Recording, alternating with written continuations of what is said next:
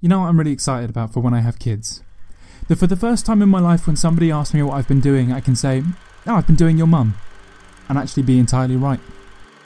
I think it goes without saying that from the day you become a father, you can only answer the phrase, "Dad, I'm hungry," by narrowing your eyes and going, "Hi, hungry. I'm Dad. Pleased to meet you." I'm a little ashamed to say I'm already collecting weird stuff to tell my kids. You know, honey, coconuts are actually just eggs laid by bears and pears. That's what happens to apples when apples get scared. 6 ain't afraid of 7 because 7 ain't 9. He's afraid of 7 because 7 considers himself a prime and has been spending an awful lot of time as of late trying to get even with 6's buddy number 8. When it rains, that's clouds spitting at you because you didn't tidy your room. You didn't come from a womb. We found you behind the peas in the deep freeze, and before you asked, no, dogs are not a separate species, they're just furry midgets. It's funny, isn't it? If you want to raise a lot of animals, you have to get a license. We're top of the food chain, we've got the biggest, most dangerous brains there is, and yet no matter what you plan on teaching them, they have to let you raise a kid. I know it's a bit irrational, but I sometimes worry that I'm going to be a terrible father. Now, I'm not saying I'm planning on teaching them anything bad, but other than a whole collection of terrible gags, I don't really know anything about how to be a dad. There's a lot of questions they could ask me that I don't think I'd answer correctly. I mean, what the hell do you tell a kid when they ask you about what sex means? Oh, and of course, no sweetie, no, I've never done drugs. I just discovered in my early 20s that I loved gurning and giving strangers hugs. I always wondered, how do you explain the world to a 9-year-old girl without fucking up her sense of wonder and excitement? To explain that the stars strewn through the firmament igniting the night are nothing more than celestial fusion reactors that emit heat and light, that if they're that clear, they've probably been dead for years.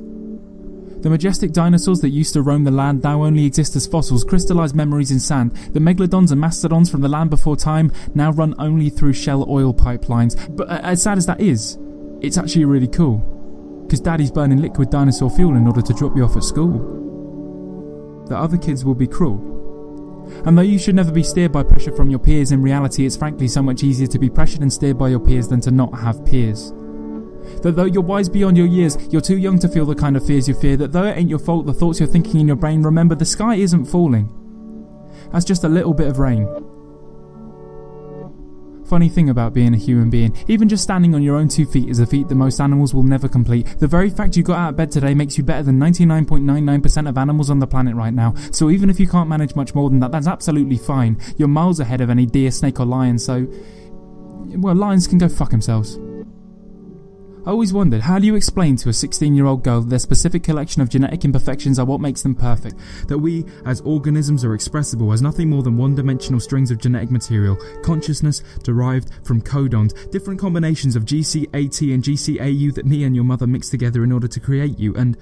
Lord knows, some of the things you got from me were probably not ideal. I'm hoping my wife has thicker hair, better pores and abs of steel, but from a molecular standpoint, you are assembled perfectly, nothing more than strands of gene-encoded protein, beta sheets and helices, and yet you are 100% uniquely what you are supposed to be. You are going to be the most beautiful lump of carbon and hydrogen that I will ever see.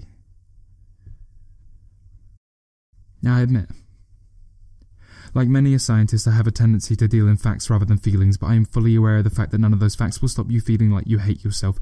You shouldn't. But sometimes you will. I don't know what I'll be like when I meet you, but I find it incredible that even though you don't exist yet, I already adore the idea of you. I don't know who you are, and I don't know who you're going to be, but I hope by some freak occurrence 20 years down the line you hear me performing this poem so you can hear me say, unequivocally, I am so glad you are you, whoever you end up being.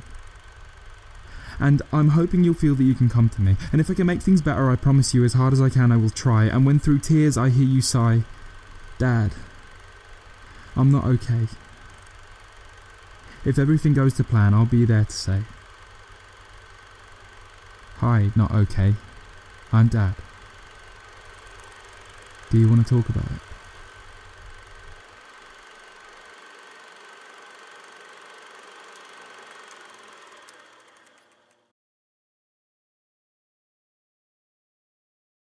They're willing to believe in gods and heavens deeply against two fellas loving each other but completely okay with death camps, public executions, drone strikes and scud launches. They cry crocodile tears over E.T. or chowing down on KFC and lie to each other constantly because they're afraid people will realise that on the inside they're just as weird as everyone else is.